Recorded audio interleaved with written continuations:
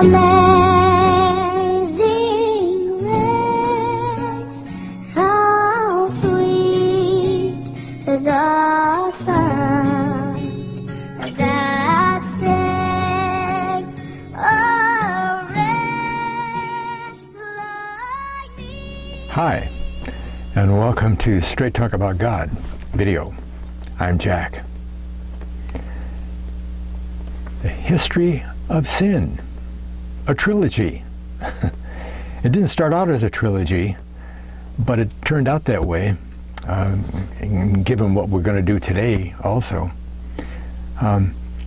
What happened was I was sitting with God, quote unquote, sitting with God. And I was thinking about the 3 videos that I was going to do about sin. I did a short one many months ago called Can God Sin? Okay. And then a few weeks ago I did another one called the Sin is the Exercise of Ego. Right? And then I decided to fill in with an essay from my book of essays, 50 Pieces of Faith, and it's called The Original Sin.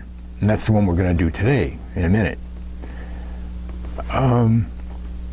But thinking about the 3 sin videos made me think of the Trinity.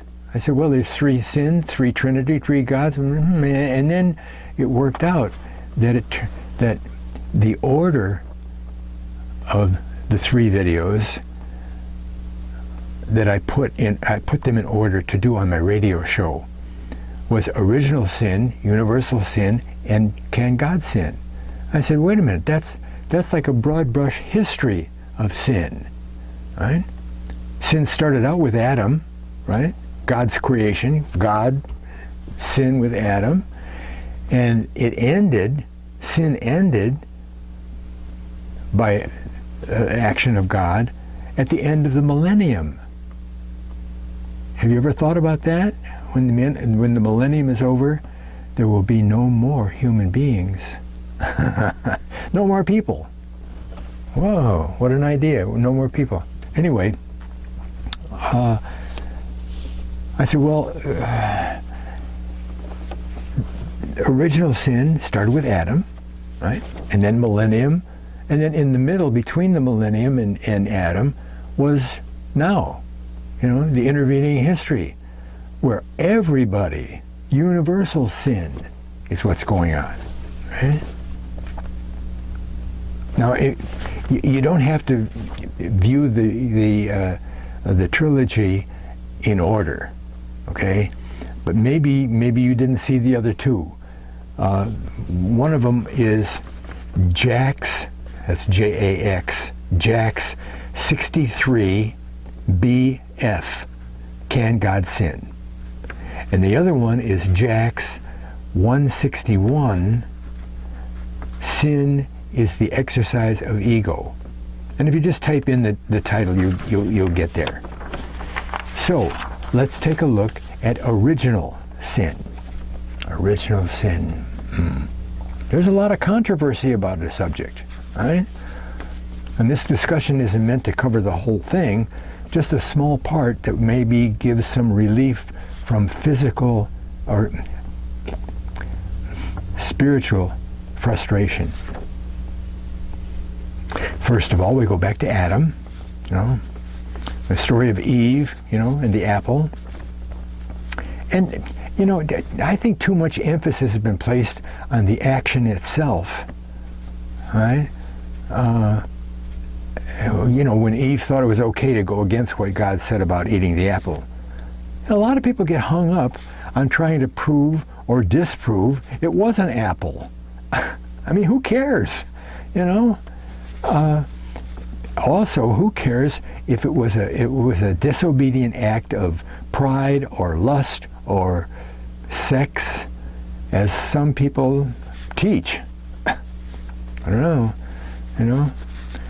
But that kind of talk ignores the result of the action, right? What was that? A separation from God. Yeah. Adam's sin caused a separation from God, and we've been trying ever since to get over that separation, right? I mean, all the searching that humanity has done trying to find a way back is staggering, right? And in my view, that includes more than just the religions of the world, okay?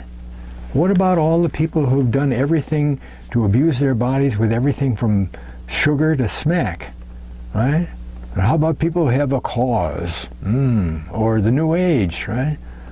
I see, at one time, practically everybody on the planet has done some kind of searching, right?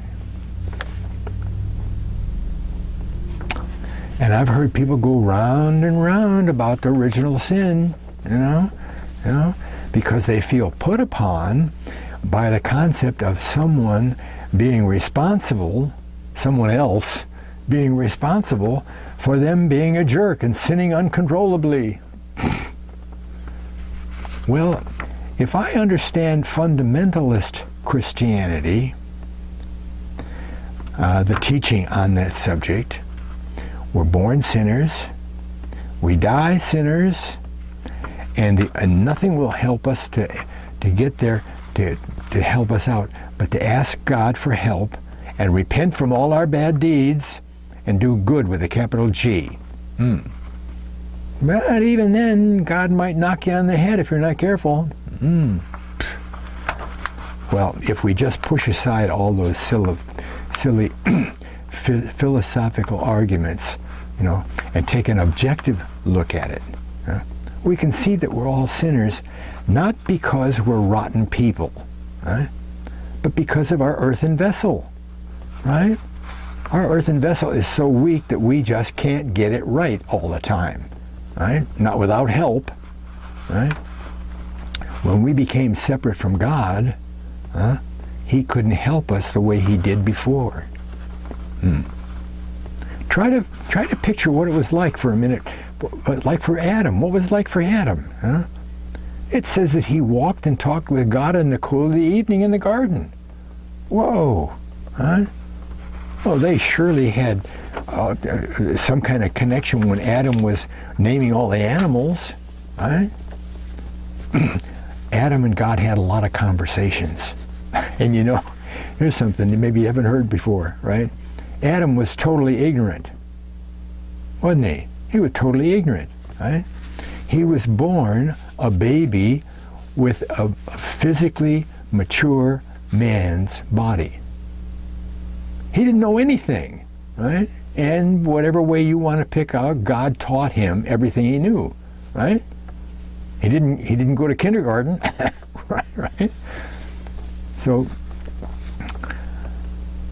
I think that God even taught him the basic physical universe, things about the universe, right? I mean, don't you think that Adam asked God where he lived when God wasn't there at his place? Right? And I'm sure that Adam knew that there were planets, and that they moved around the sun, right? And that the earth was one of those planets and was round and had seasons and all, right? I even think that Adam was taught by God about the precession of the equinoxes, wherein the North Star changes every 2,000 years, on a cycle of 26,000 years, right?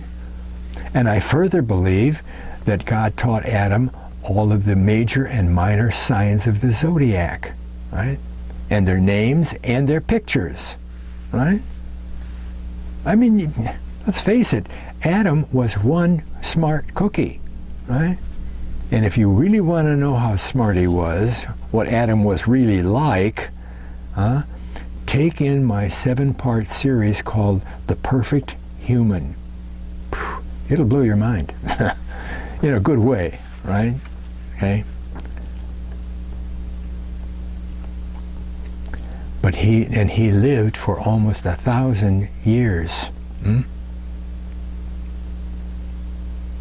But he didn't always have direct contact with God like he did in the garden at the first. He experienced personal experienced that separation from God. Didn't he? Yeah. God kicked him out of the garden. I bet he was feeling guilty on his deathbed. I mean, who do you know that ever had face-to-face contact with God? Except Jesus and Adam. That's it. All right? Okay, what is sin? Well, there's a lot of different definitions, but it's all the same stuff, right? There may be more confusion about sin than there is about God, right? And again, people try to make sin some big, complicated, morally fatal event. Ooh. Well, let me tell you, I think that is just a convenient haven, a convenient haven for the self-righteous. Yeah, self-righteous. I mean, we don't go around raping and killing and robbing, But you know what that does? That lets us sidestep the little sins. The little sins. And then we act like we're okay. That's one of the devil's tricks, right? Yeah. What he does is he redefines something, right, into something else that's humanly controllable. Did you ever act like a jerk and then say, I couldn't help that, the devil made me do it? Well, yeah, that's true. Okay?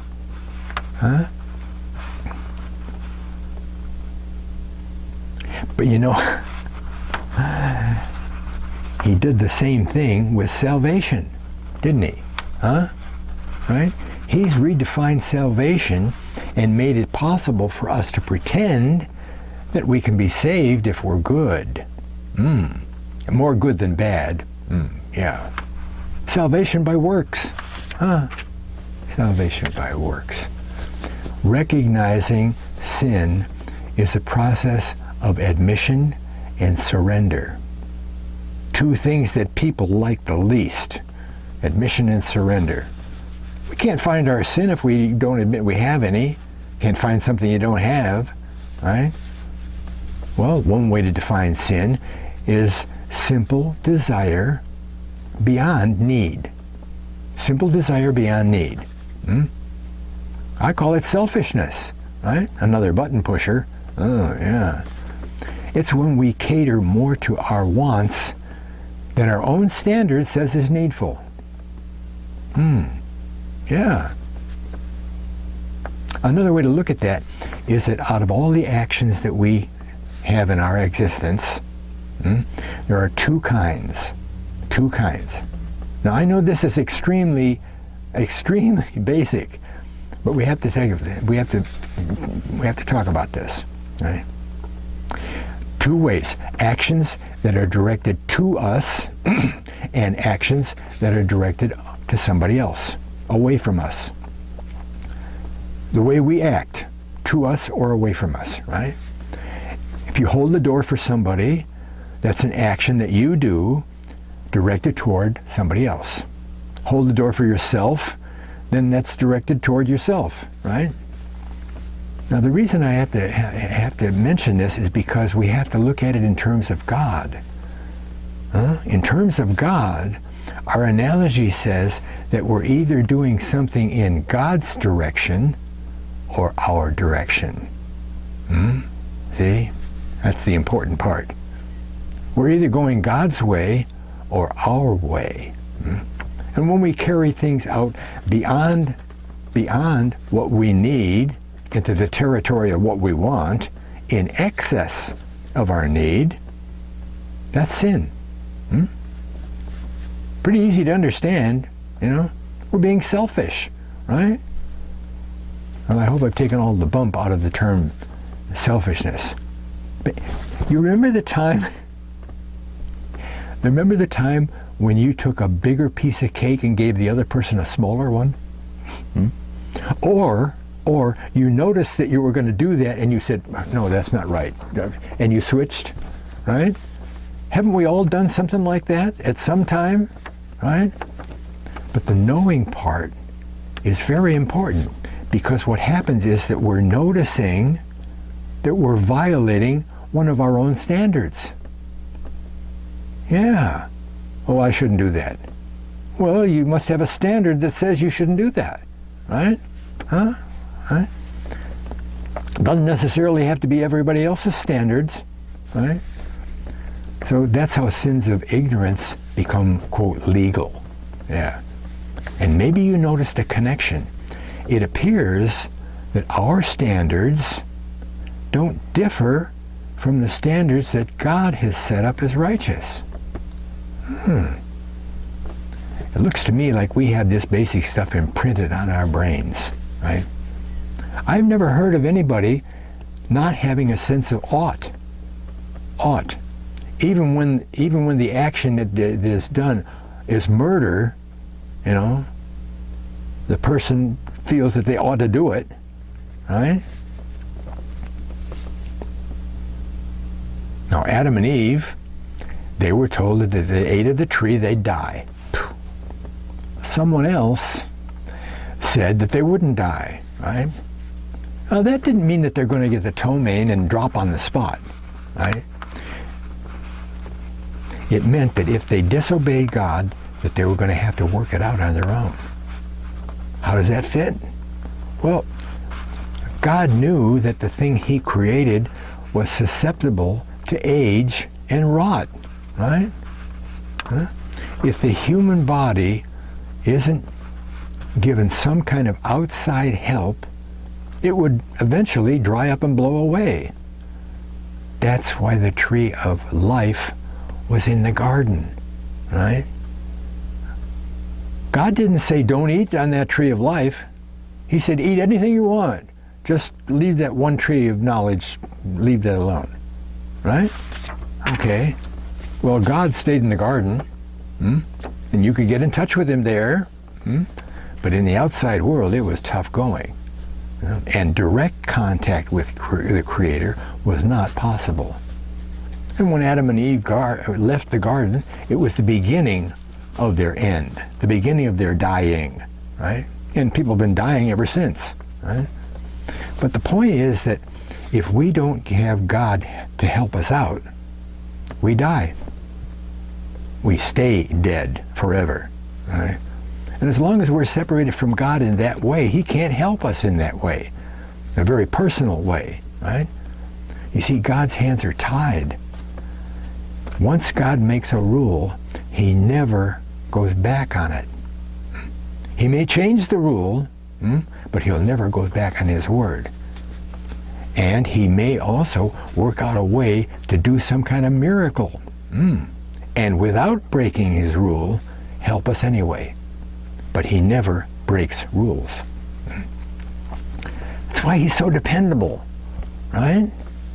Right. Look, even when it seems harsh, God's behavior can never be said to be unrighteous, right? Every time I've ever read of somebody getting in trouble with God, it was after He told them that they would. He gave them plenty of warning, right? Well, good old God, He's really disposed to help us out, right? He figured out a way to help us and not overcome the separation, which He couldn't legally do. He invented faithing. Faith with an ing. It's a trusting act. It's an act, a verb. Okay? Faithing leaps the barrier and allows God the opening He needs to send over a little help. Yeah. Well, metaphorically, it's just like the Garden of Eden, right?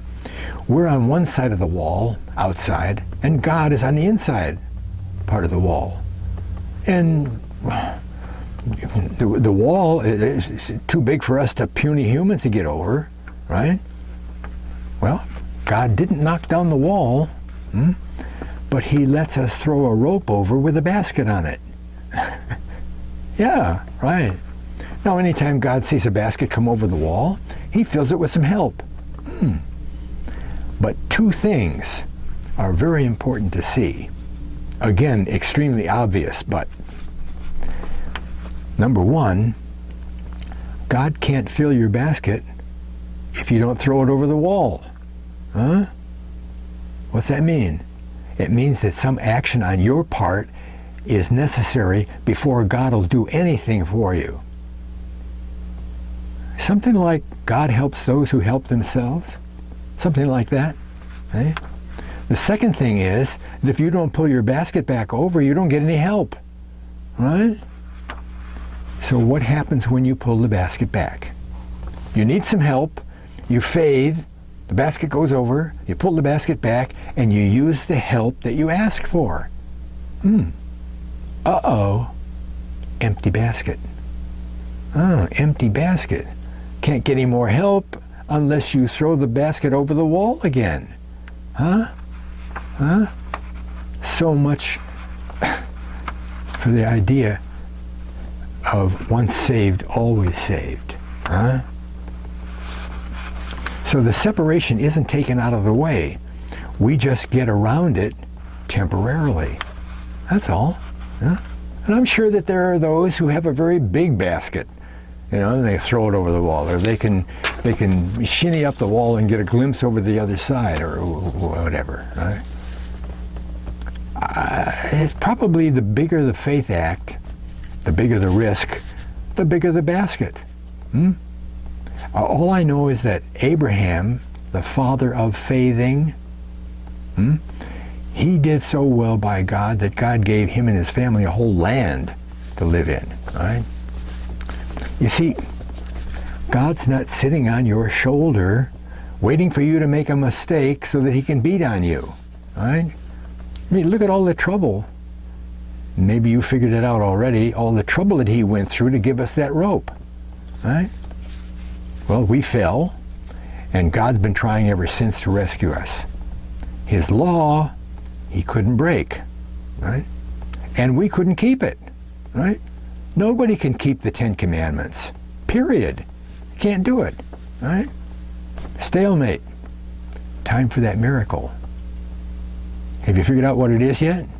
It's Jesus. Right. Jesus fulfilled all of God's laws, right? He fulfilled the law of kinsman redeemer. The law says that nobody can redeem somebody else unless they're akin to that somebody else, right? Well, by taking on a flesh body, Jesus stepped into the family of humankind, right? And could redeem us humans, right? The book of Ruth is all about the kinsman redeemer. Take a look at that, right? You see, being one of God's most precious parts, even God himself, his life, Jesus' life, was worth enough to make up for all the bad stuff that we ever did or will do, right? And he, God, was able to reveal his message to us without getting back over the garden wall, you know? Because being human, Jesus could communicate God's message in our terms, in our basic terms, right? He had to walk and talk like a man. He was one, right? Now, I don't call that kind of behavior on God's part any guilt peddling or punishment, right? He's a God of grace and peace, not guilt and punishment, right? And I just marvel at all the guilt and punishment that fundamentalist Christianity blamed on God, right? So much so that millions have left that church, right? And millions more have a good laugh at all the fundamentalists because of all their do's and don'ts, right? Practically everything is on that list, right? But there's only one way to tap into that grace and peace, and that's faithing. Faithing, acting in trust of something God has said. It's a way that we connect with God. That's what the good news is all about. There's a way back to God. Whoa. Eh? You see, that way, faithing, wasn't preached and revealed to the Old Testament saints so specifically. They were doing it, but they didn't have the indwelling of the Spirit. Right? So don't get all hot and bothered about original sin. You know? It's not that we're rotten to the core and have to go around sinning all the time. you know. It's that we can't, because of our weakness, get it very right with a capital R. We can't help being a jerk sometimes, right? And out of the goodness of his heart, God made up a way for us to get a little extra strength to overcome our jerkiness. Rejoice. Faith. Yeah. Thanks a lot for watching. God bless.